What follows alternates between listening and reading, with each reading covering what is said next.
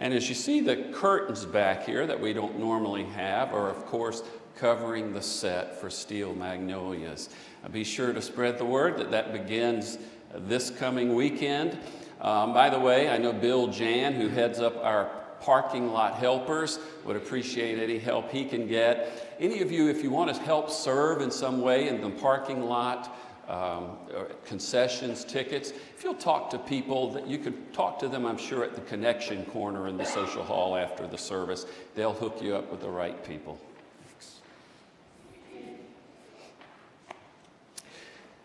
About 17 years ago, a number of us from Asbury started attending a week-long music and arts event at Lake Junaluska, North Carolina.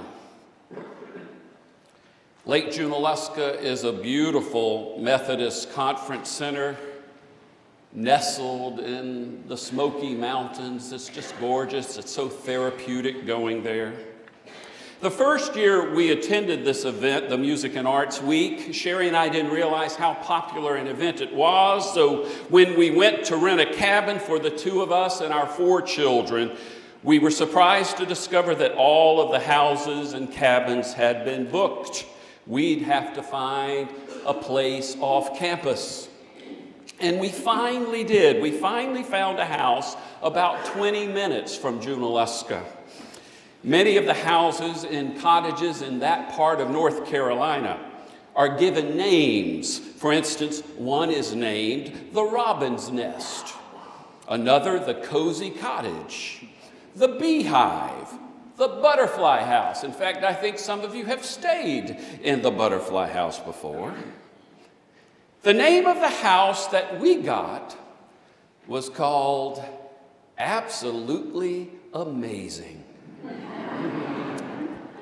And so we drive to North Carolina and pick up the key for the house at a rental place, and the office manager points in the direction of this huge mountain and says, "It's on top of that there mountain."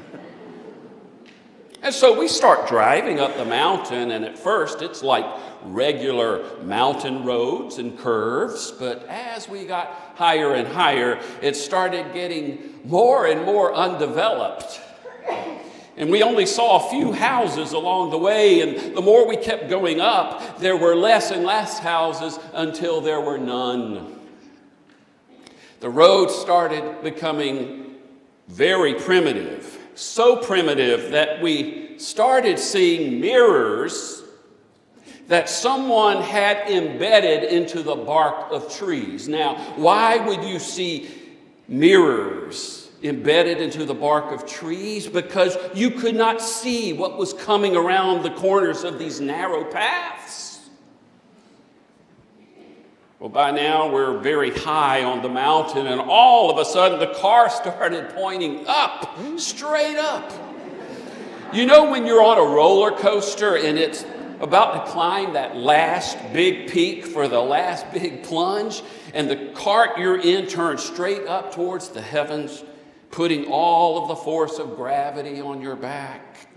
That's what we experienced in the car. We started moving up and up and up, and the kids started screaming. And I started screaming inside. And I didn't think it was the right time to let them know that I wasn't a very good mountain driver. And it was then that I realized why they called this house absolutely amazing. Because it's absolutely amazing if you survive the ride to the house. Well, we did. We finally got there, and the house was great, and the view from the house and from the top of that mountain was simply absolutely amazing. And so the next morning, we went back down the mountain to the conference at Junaluska. Sherry and the kids were all participating in workshops and dance and choral music and stuff. And I, on the other hand, was just there to take it easy and to enjoy the scenery.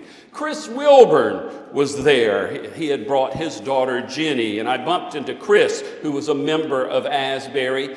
And he had some free time like me. And so he and I decided that we would make ourselves useful and make sandwiches for all the Asburyans who were in the workshops for their lunch. And so I said, hey, Chris, why don't we go back to my place to make the sandwiches? Come on and I'll take you there. And I couldn't wait because I wanted to surprise him and I wanted to see him let out a big shriek or two on the way. And he did. When we made it to the house, we went to the kitchen and started making sandwiches, while everyone from Asbury was in workshops down in the valley at Junaluska. All of a sudden we hear,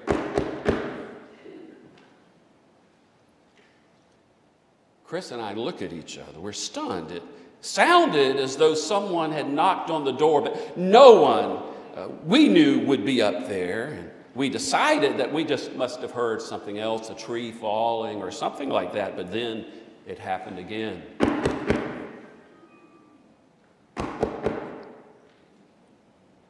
There was someone at the door. Who in the world could it be? Who would climb all the way to the top of this mountain? Who would ride on those narrow, treacherous paths with mirrors embedded into the trees? Who would point their car skyward as if they were on the screen machine?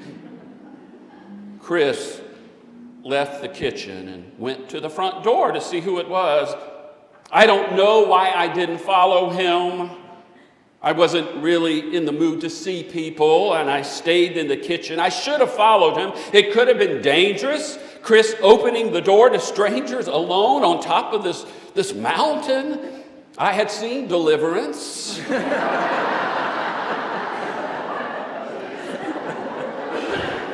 They didn't get that. You gotta watch Deliverance. It's worth it. That's where that came from.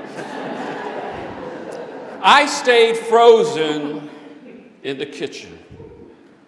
Chris opened the door, and someone apparently said something to him because he responded, "Oh, hi."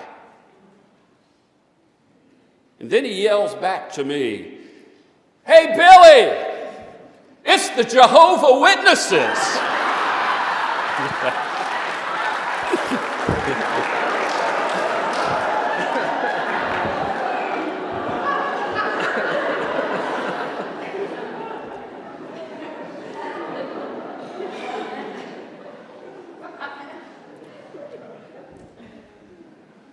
I continued to hide in the kitchen.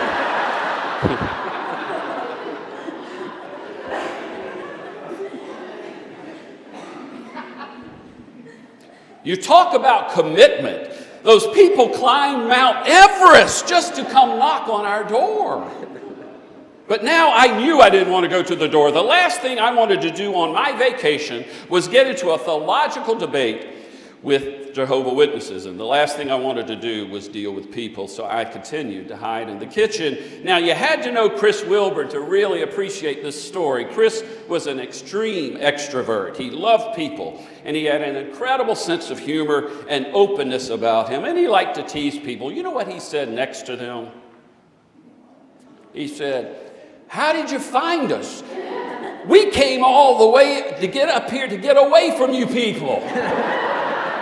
We came all the way up here to get away from you people. Fortunately, one of the Jehovah's Witnesses also had a good sense of humor and responded in a deep baritone voice, "You can run, but you can't hide." Chris laughed. The Jehovah's Witnesses laughed. I stayed in the kitchen.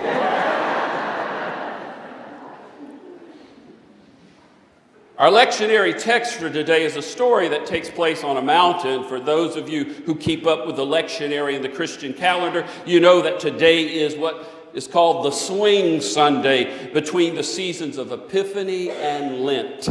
It's the day those who follow Jesus look down at our maps and calendars and go, uh-oh, it's time to turn away from the twinkling stars of Christmas and Epiphany and look toward the deep wilderness of Lent.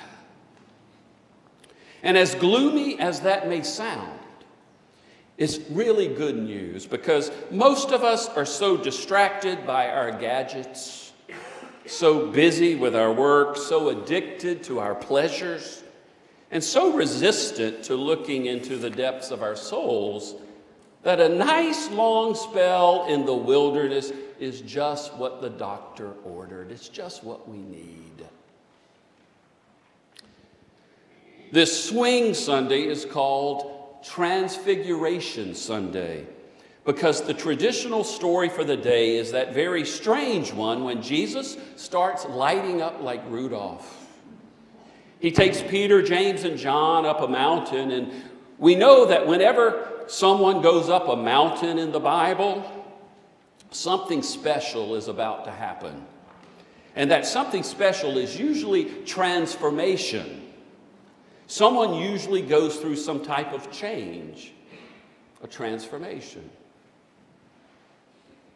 Well, it sure happens in this story because all of a sudden Jesus starts glowing. And then Moses and Elijah suddenly appear out of nowhere. Moses and Elijah, two people who had not walked the earth for hundreds of years. And I'm not sure how the disciples knew who they were. They had never met Elijah and Moses, and they probably weren't wearing name tags, and Kodak had not been invented. But hey, people are glowing, so you just got to go with the story, all right? And then Peter, who is all excited about this incredible experience, says, Jesus, this is awesome. Hey, let me make 3 dwelling places for you so you can stay there. So we can all stay here. One for you, one for Moses, one for Elijah. Now, the only thing missing from this story is a talking cloud. And so a cloud comes and overshadows them and says, this is my son, my beloved. Listen to him. The disciples fall to the ground in fear. Jesus comforts them, and when the disciples look up, Moses and Elijah are gone, and then Jesus and the disciples make their way back down the mountain and continue their ministry. Now, one of the traditional ways of interpreting this story, this text, is that Moses represents the law, right? We all know that. Moses represents the law. Elijah represents the prophets. And so Jesus is the fulfillment of the law and the prophets. That makes sense. This passage is revealing the true identity, the true nature of Christ. Sometimes when I preach this text, I focus on Peter's activity, kind of his eagerness and his anxiousness to do something, and then God's cloud voice tells him to be still, to be quiet, and to listen. Kind of reminds me of that story about Martha and Mary.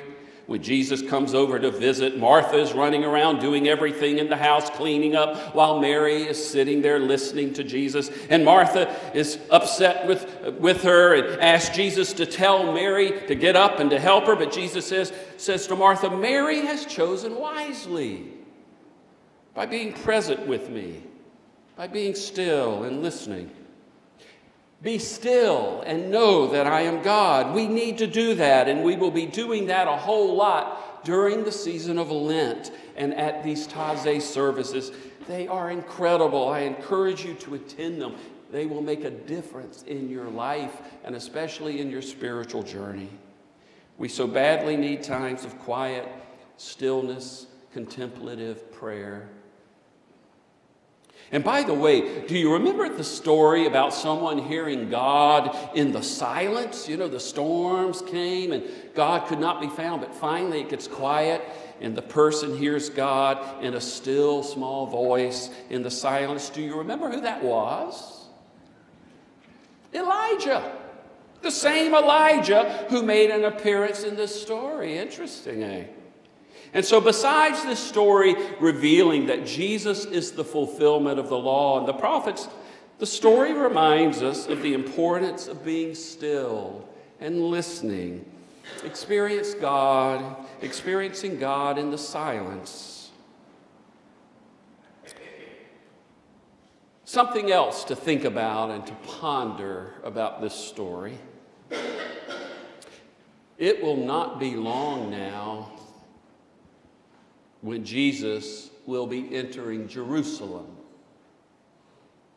He is now at the point where he will be taking his ministry to another level.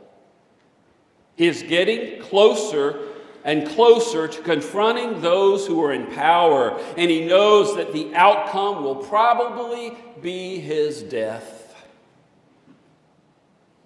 And he must have been needing something to give him strength, some courage, some inspiration, something to keep him going, to keep him committed to his calling. And perhaps he found these things in this experience with Moses and Elijah. He had heard about them his entire life. Ever since he was a young child, he knew of their brave deeds and their acts of courage. They had been heroes for him. They had not been perfect people. Both Moses and Elijah had their issues, made their mistakes, but they also did remarkable things because they allowed God to use them in difficult and in dangerous situations. And Jesus could identify with them. Here he was, tapping into their spirit, their wisdom, their courage, so he could do what God was calling him to do. And again, Jesus had not known these two people. They had lived long before he walked this earth. And I got to thinking about you and me. If you could call on two people, if you could have a special gathering with two people who now live in eternity, to inspire you and to offer you courage and wisdom, to keep you committed to your calling during challenging times, who would it be? Lincoln? Gandhi? Dr. King? Mother Teresa? How about the Apostle Paul? Or Esther? Or Mary Magdalene? These people no longer walk the earth, but they are not dead. They are alive. They're more alive now than when they walked the earth. And now they do not have physical limitations. And I believe they want to help us. Many of you know that one of my favorite quotes was made by that incredible scientist and theologian, Teilhard de Chardin. We are not human beings searching for a spiritual experience. We are spiritual beings having a human experience. Our essence is spirit. Our essence is eternal. When Jesus was on the cross, what did he say? Father, into your hands I commit my spirit. That is, I'm giving you the part of me that will live on. My true self. My eternal self. So when I'm talking about connecting with those who have died and made their transition, I'm not just talking about remembering them and their good deeds. Wasn't it incredible how they did that, as if they are a thing from the past? They are not just of the past, they are of the present. I'm talking about understanding that these people are alive and want to help you, want to inspire you, and are praying for you. Your loved ones who have passed on. This is not just wishful thinking. It's not just pie in the sky. They are with you. In the 12th chapter of the Epistle of Hebrews, the author says, we are surrounded by a great cloud of witnesses. So let's run with perseverance the race marked out for us. We know that there are radio waves, even though we cannot see them, touch them, or feel them. And like radio waves, a spiritual wavelength also exists. These clouds of witnesses are there wanting to help us live courageous and fulfilling lives. In my book, I mentioned that 6 years ago I was driving to a bank one day, and that particular day something was really bothering me, a problem that was really weighing me down, something I couldn't stop worrying about. And as I pulled up to the ATM machine, the name Amelia Rossi just popped into my consciousness. I had not thought about or seen Amelia Rossi in 20 years since I moved from New York City. I actually may have heard about her death in 1994. She died, listen to this, she died at the age of 105. Amelia was a member of my church in New York. She was almost 5 feet tall and was a small bundle of positive energy. She was a person of great faith, and she had a wonderful sense of humor. I didn't see her often, but when I did, she would flirt with me in a cute kind of way, and I would flirt back. I always admired this little woman who could keep being so positive at such a great age and living in wild Manhattan. But I had not thought of Amelia in so long, and if you had asked me what was the name of that cute little lady at Marble who lived to be over 100, I probably couldn't have told you. Those of you who know me know that I really struggle with remembering names, and I certainly couldn't have told you Amelia's last name. If I was lucky, I might have come up with her first name, but not her last. I always just called her Amelia. But as clear as a bell, Amelia Rossi popped into my consciousness, and my first thought was, what was that about? How did that happen? Why did it happen? And then I reflected on Amelia's life and her positive spirit. I remembered how much I enjoyed seeing her, being in her presence, how inspired I was by her courage. And my problem just seemed to dissolve away. I was so taken by this little experience, I decided to write my former boss, Arthur Caliandro, who was the senior minister of Marble Collegiate Church. Arthur had developed a really close relationship with Amelia. He called her almost every single day to check on her. And I thought he might be interested in knowing about this strange experience. And after mailing him the letter, I wondered if I'd get a letter back about it. I didn't. I got a phone call 4 days after I mailed the letter. He said, "Tell me about Amelia. I want to know." And I told him what had happened. And he said, "Thanks for sharing this with me, Billy. It means more to me than you know." Well, a couple of years ago, I was going through some spiritual magazines, and I came upon an article written by Arthur and Frank Ramsey, who helped edit my book. I'm sorry, I blew it. I had forgotten about this piece, and this would have been incredible to have added to that chapter at the very end about Arthur and Amelia. And those who have read that chapter, please mentally put these words now on the end of that story. Arthur was writing, his subject was about angels. And this is what he wrote. I began to pay serious attention to the spiritual realm 13 years ago. I was having lunch with a friend to celebrate her 90th birthday. Unexpectedly, she said, very seriously, "Arthur, I have an angel." And she pointed to her shoulder. There was something about the way she said this that made it very real. She told me that when she was a little girl of 11, she had become aware that somebody was with her. That somebody, she said, has been with me all my life. This remarkable woman, Arthur writes, is now 103. He's writing about Amelia. This remarkable woman is now 103. She's had at least 3 severe heart attacks. She's broken a hip. She's been mugged. She has had all manner of trouble. But every time she comes back strong and hopeful. And I always wonder, how does she do it?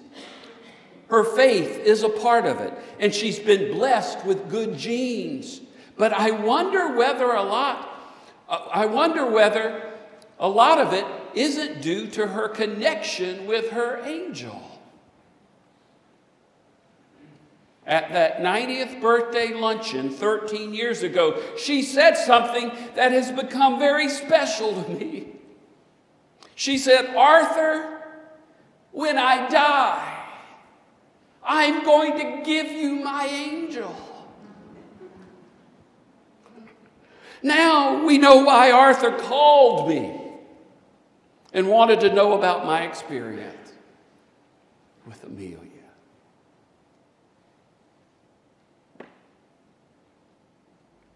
So I kept making sandwiches in the kitchen as Chris Wilburn kept talking and talking and talking to the Jehovah's Witnesses and talking and talking. 30 minutes later, Chris came back into the kitchen and he was glowing. He had a big smile on his face. They were really interesting people, he said. I enjoyed talking to them. I was amazed. I found Chris's way with people absolutely amazing. Maybe one reason Chris was so good with people and wanted to be with people is because he was isolated from them for so long when the cases of polio surged in our country in the early 1950s. Chris was one of its victims, just missing the timing of that wonderful salt vaccine that came out in 1955. That isolation for him for so long in an iron lung, that isolation for him so long in a bed, that isolation for him so long in his room, created a human being that understood the sacred gift of fellowship and being with others. Those challenges and many others, and among them having no use of one of his arms because of polio, helped him develop a great perspective of life and a keen sense of humor. The heart attack that took his life 9 years ago shocked and saddened us all. But Chris is not dead. In fact, he helps me daily now to talk to strangers, to reach out to others, to get out of the kitchen.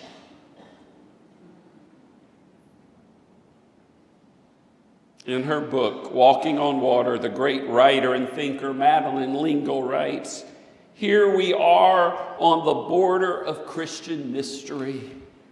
We are not meant to be separated from those who have gone before us." And so go gather. Gather with the cloud of witnesses. Gather with those who will inspire you, who are praying for you, who will help you run with perseverance the race marked out for you. Amen and amen.